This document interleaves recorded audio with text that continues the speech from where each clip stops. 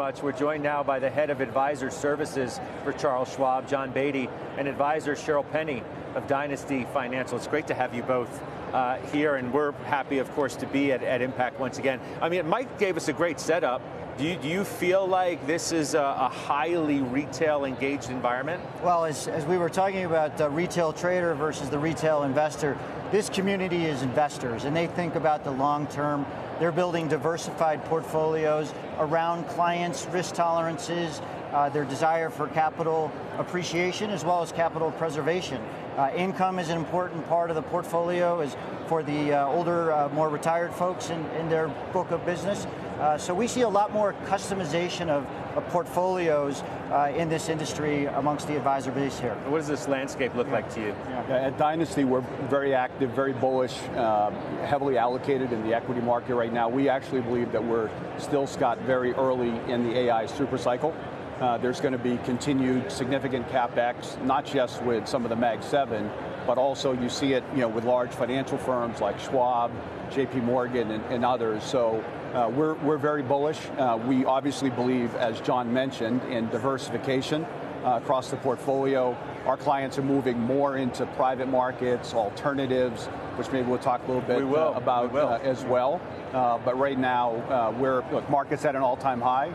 There's always things that you can worry about, but we're cautiously optimistic as we move into 26. I wonder how advisors are managing client expectations and desire for, whatever portfolio mix makes sense in an extraordinarily top-heavy market where the most exciting story is around a small number of names. We always hear about diversification when it comes to a full portfolio or maybe the kinds of stocks that you own, yet I'm betting advisors are getting a lot of calls from their clients saying, I don't want my performance to lag the overall market, and the overall market is driven by this small group of stocks. Well, I think this is where the advisors earn their money, right, in terms of the value that they deliver for clients. Keeping them, their feet on the ground as it relates to expectations of the market, the risk on, risk off conversations. You look at diversification as it relates to international stocks versus domestic stocks, and for a long time that was a bad call, and now it's looking really good. So I think the fact that these advisors are side by side with their clients, really talking about the principles of investing, keeps these investors in the right place through the ups and downs of the market. What do you think this period of time in this market has done to the way retail sees this market? I think one of the things we have to be careful about this period of time, Scott, to that question, is not to let complacency seep in, and to make sure that we're staying prudent around diversification. We do have, we're managing about $100 billion for the advisors on our platform at Dynasty. We do have some tactical overlays within the portfolio. But we are very focused on staying diversified across all asset classes, whether it's alternatives with private equity, private credit, venture, gold, Bitcoin, as well as obviously stocks and bonds. And then you bring in tax loss harvesting and the long short portfolios that can manage diversification on concentrated positions.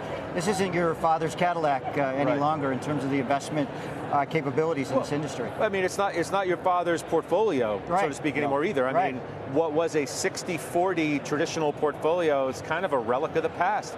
I asked Omar Aguilar, who runs Schwab Asset Management, if I walk around this floor, how much am I hearing today about things beyond 60-40? Alts are the fastest growing place in the universe. Yes, the 60-40 is getting squeezed by alts, precious metals, crypto now coming into the picture.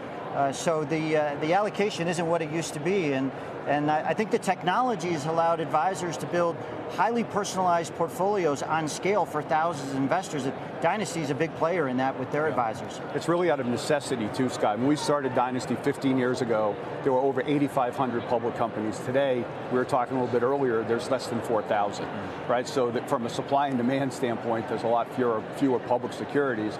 And then many companies are staying private for longer. Some of the fastest growing firms, obviously now in the world, are private. So we're working really hard to make those companies, those private companies, available to our advisors to build out a more diversified portfolio.